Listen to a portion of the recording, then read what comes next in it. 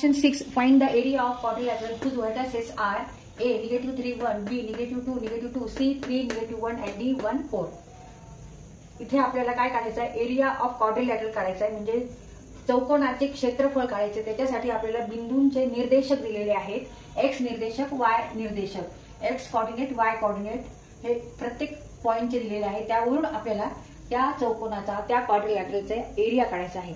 आता पहिल्यांदा हा चौकोन ABCD कोऑर्डिनेट सिस्टीमवर प्लॉट करून घेऊ. दिस इज XY कोऑर्डिनेट सिस्टीम. तर आता पहिल्यांदा आपल्याला पॉइंट A -3 आणि 1 असा आहे. तर -3 हा एक्स कोऑर्डिनेट आहे आणि 1 हा वाय कोऑर्डिनेट आहे. तर इथे आपण आधी point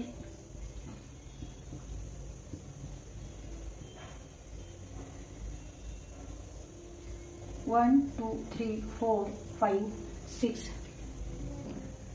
all numbers here are positive numbers and here negative numbers. This is origin O having coordinates 0 and 0, x coordinate 0 and y coordinate is also 0. आता इथे पॉइंट A चे आपल्याला प्लॉट करायचे. पॉइंट A चे कोऑर्डिनेट x कोऑर्डिनेट -3, मग x axis वर बघायचं ते -3 आणि 1 y ऍक्सिस वर, म्हणजे हा पॉइंट इथे येणार आहे A पॉइंट -3 and 1. तर ह्याचप्रमाणे आता आपण B, C आणि D प्लॉट करू.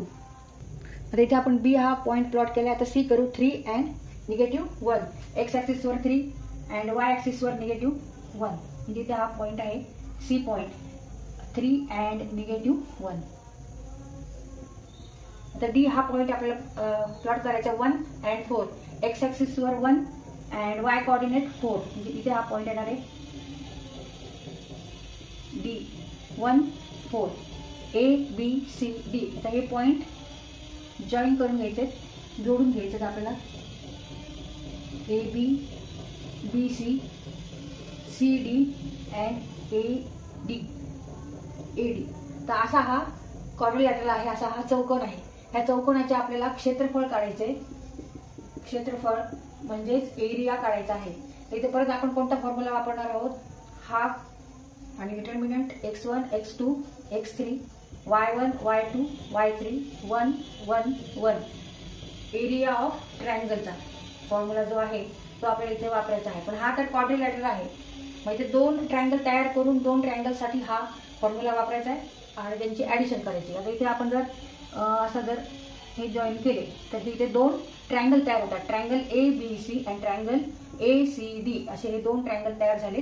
तर ह्याचा एरिया काढायचा, ह्याचा एरिया काढायचा आणि त्यांची ऍडिशन करायची. फॉर्म्युला हा वापरायचा ट्रायंगलसाठी.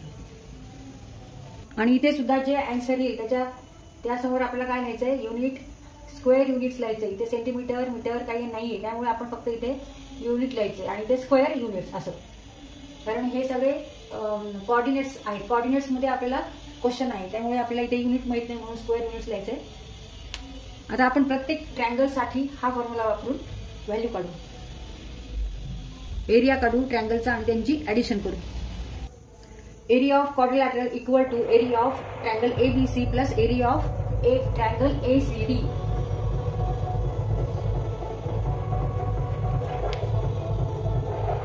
आता इथे area of triangle ABC equal to half -3 -2 3 1 -2 and 1 1 1 1. तर इथे एक्सपान्शन फॉर्म्युला वापरायचा आहे आणि डिटर्मिनंटची व्हॅल्यू काढायची, त्याला 2 नी डिवाइड करायचे.